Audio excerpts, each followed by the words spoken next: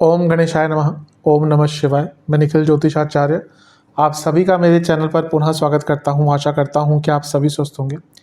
महादेव की कृपा आप सभी पर सदैव बनी रहे।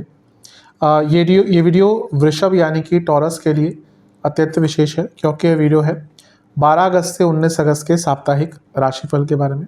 कैसा रहेगा वृषभ के लिए आने वाला सप्ताह। मेरा साप्ताहिक राशिफल प्रमुखतः चंद्रमा के ऊपर आधारित होता है, चंद्रमा की चाल पर आधारित होता है। चंद्रमा नवग्रहों में से सबसे तेज दौड़ते हैं। 2.25 दिन में राशि बदल जाती है। चंद्रमा मन के कारक होते हैं और जिस भाव में जाते हैं उसको परम एक्टिव कर देते हैं, एक्टिवेट कर देते हैं। इसलिए उनका गोचर डे टू डे एक्टिविटीज़ पर बहुत प्रभाव डालता है। इसलिए साप्ताहिक राशिफल की विशेषता बहुत हो जाती है। तो क्या प्रभाव रहेगा चंद्रमा की इस गति का, किन ग्रहों के साथ किन राशियों में क्या क्या योग बनाएंगे, इन सब का विश्लेषण करने का प्रयास करूंगा।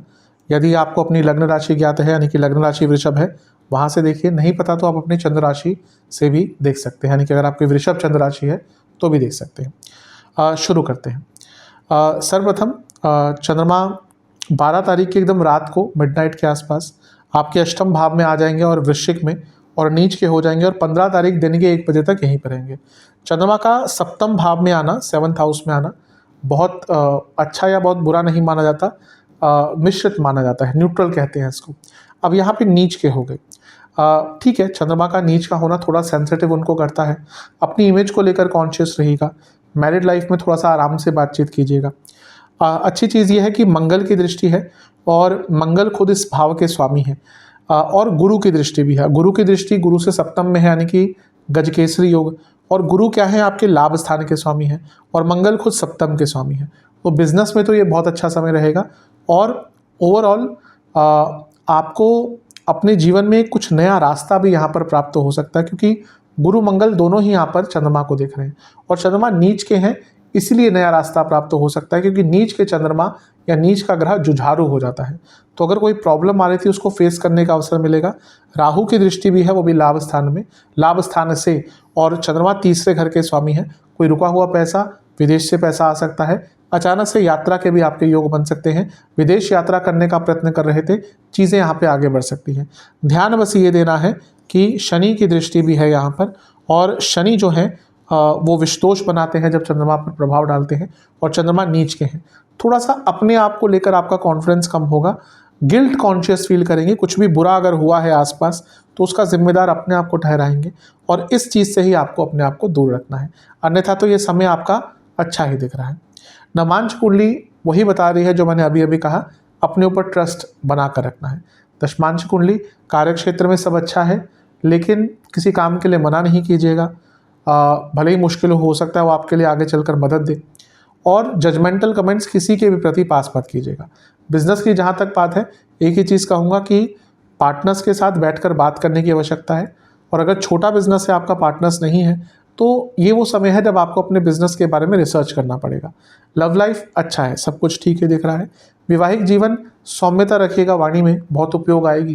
जहाँ तक स्टूडेंट्स की बात है, एक ही चीज़ आपसे मैं कहूँगा कि थोड़ा सा सीरियसनेस यहाँ पे दिखानी पड़ेगी। सेहत के अनुसार जिनको किडनी या गॉल ब्लैडर का कोई रोग है या रक्त विकार है, ध्यान दीजिएगा। सर्वाष्टक में आपका अष्टम अत्यंत बली है। अचानक से धन की प्राप्ति हो सकती है। 15 तारीख दिन के करीबन 1 बजे चंद्रमा आ जाएंगे आपके अष्टम भाव में, यानी कि धनु में, और 17 तारीख शाम के करीबन 6 तक यहीं पर रहेंगे। चंद्रमा का अष्टम भाव में आना कहीं ना कहीं बहुत अच्छा नहीं माना जाता। यहाँ पे क्योंकि तीसरे घर के स्वामी है चंद्रमा, अष्टम में आएंगे, तो एक अच्छी चीज़ ये हो सकती है कि आपका कोई पैसा रुका हुआ था, कोई फाइनेंशियल कार्य रुका हुआ था, वो पूर्ण हो सकता है। अदरवाइज थोड़ी अनिश्चितता रहती ही है। मंगल की दृष्टि है, और मंगल क्या है, आपके सप्तमेश है, तो मंगल का प्रभाव अभी भी रहेगा, यानी कि वो ऊर्जा आपके अंदर रहेगी। प्रॉब्लम मंगल नहीं है, प्रॉब्लम है गुरु। गुरु से भी अष्टम में है, और ये शकट योग बनता है, यानी कि कुछ महत्वपूर्ण कार्य आपके डिले हो सकते हैं। इसीलिए, और अष्टम भाव में है, तो अगर कोई कार्य डिले होगा तो थोड़ी सी उसकी अनिश्चितता बढ़ेगी। और ये चंद्रमा भी अगर हम देखें पूर्णिमा के पास जा रहे हैं, तो चंद्रमा की संवेदनशीलता भी ज़्यादा है। इसीलिए मैं बस यही कहूँगा, समय बुरा नहीं है। अपने आप पर कॉन्फिडेंस बनाकर रखना है, बड़ा निर्णय नहीं लेना, एंग्जाइटी से दूर रखना है अपने आप को, अन्यथा तो ये समय कोई इतना बुरा नहीं है। अष्टम के चंद्रमा है और धन स्थान को देख रहे हैं, यानी कि अचानक से धन प्राप्ति के योग बन जाते हैं। नवांश कुंडली कह रही है कि अचानक से कुछ अच्छी न्यूज़ आ सकती है। दशमांश कुंडली कार्य क्षेत्र में अच्छा एटमॉस्फेयर रखिएगा। अगर अपने पार्टनर्स, अपने कलीग्स के साथ संबंध बेटर करना चाहते हैं, उसके लिए समय सबसे अच्छा होगा। जहाँ तक बिजनेस की बात है, अच्छा समय है, लेकिन अपनी मार्केटिंग पे काम करना पड़ेगा इस टाइम पे, अच्छा समय है उसके लिए। लव लाइफ, सौम्यता रखिएगा अपनी वाणी में, अपने व्यवहार में, उसकी आवश्यकता पड़ेगी। वैवाहिक जीवन, बस एक ही चीज़ कहूँगा कि एक मैत्रिक भाव ले आइए, इस टाइम उसकी आवश्यकता पड़ सकती है। स्टूडेंट्स कॉन्फिडेंस थोड़ा सा लैक करेंगे, वरना ठीक है समय। सेहत की जहाँ तक बात है, नसों के रोग, इन्फेक्शंस, आँखों के रोग तंग करेंगे। सर्वाष्टक में आपका अष्टम ही बली है, थोड़ा सा वाणी पर कंट्रोल करके रखिएगा। 17 तारीख दिन के करीबन 6 बजे, शाम के करीबन 6 बजे चंद्रमा आ जाएंगे आपके नवम भाव में, यानी कि मकरस्थ हो जाएंगे, मकर में आ जाएंगे, और सप्ताह के अंत तक यहीं पे उनका गोचर रहेगा। चंद्रमा का नवम भाव में आना अच्छा ही माना जाता है। अब यहाँ पे क्या है, वो तीसरे घर के स्वामी हैं, नवम में बैठेंगे, यानी कि भाग्य का साथ मिलेगा, और खुद यहाँ पर बैठ के अपने तीसरे भाव को भी देखेंगे।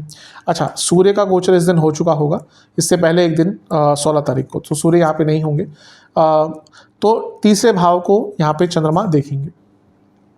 अब तीसरा भाव क्या है, पराक्रम का है, बैठे हैं भाग्य स्थान में, यानी कि कुछ रिस्क लेना चाहते थे, कुछ बड़ी एक्टिविटी करना चाहते थे, थोड़ा सा पराक्रम दिखाना चाहते थे, तो ये समय अच्छा है उसके लिए। आपके पास कॉन्फिडेंस रहेगा, और अच्छी चीज़ है, गुरु की दृष्टि भी है, तो ये और भी अच्छा है। केतु का प्रभाव भी है। अब यहाँ पे रिस्क वहीं पे लीजिएगा जहाँ पर आपको नॉलेज है, यानी कि अगर आप किसी क्षेत्र में कुछ बड़ा करना चाहते हैं, कुछ नया करना चाहते हैं, और अगर आपके पास नॉलेज भी पूर्ण है, तो अवश्य आप उस चीज़ के बारे में निर्णय ले सकते हैं। तीसरे घर को देख रहे हैं चंद्रमा, जो उनकी खुद की राशि है, यानी कि हफ्ते के अंत में अचानक से यात्रा के योग बन सकते हैं। और क्योंकि चंद्रमा भाग्य स्थान में है, जो धर्म का स्थान भी कहा जाता है, यानी कि धार्मिक जगह पर जाने के भी योग आपके बन रहे हैं। गुरु की दृष्टि भी है, और गुरु क्योंकि अपने आप में धर्म के कारक हैं, तो लग रहा है कि हफ्ते के अंत में कोई धार्मिक स्थल पर जा सकते हैं, या धार्मिक अनुष्ठान का हिस्सा बन सकते हैं। नवांश कुंडली कह रही है कि अचानक से धन की प्राप्ति, पूरे योग बने हुए हैं। दशमांश कुंडली, थोड़ा सा अपने बारे में सोचिएगा, अच्छा रहेगा। जहाँ तक बिजनेस की बात है, ठीक है, पॉजिटिव एटीट्यूड रखेंगे तो अच्छा रहेगा, समय ठीक है। लव लाइफ, समय दीजिएगा अपने पार्टनर को, उसकी आवश्यकता दिख रही है बहुत इस टाइम पे। वैवाहिक जीवन, मैं बस एक ही चीज़ कहूँगा कि मन की बात कीजिएगा। ऐसा लग रहा है बहुत सुपरफिशियल सी कन्वर्सेशंस होती हैं, मन की बात कीजिएगा। स्टूडेंट्स के लिए थोड़ा सा अनिश्चितता वाला समय दिख रहा है, शांत रखिएगा मन को, चित्त को, व्यक्तित्व को, तो अच्छा रहेगा। भाग्य का साथ मिलेगा, लेकिन शांति नहीं रहेगी मन में।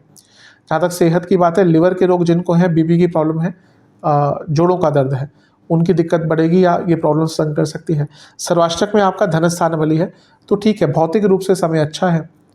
जो लोग नई जॉब ढूंढ रहे थे, उनके लिए भी हफ्ते का, नई जॉब नहीं, जिनकी जॉब चली गई थी और नई जॉब तलाश रहे थे, उनके लिए समय अच्छा है। उपाय के स्वरूप में दुर्गा माता को एक तिल का तेल का दिया अर्पण करके, नमस्कार करके, लड्डुओं का भोग लगाइए।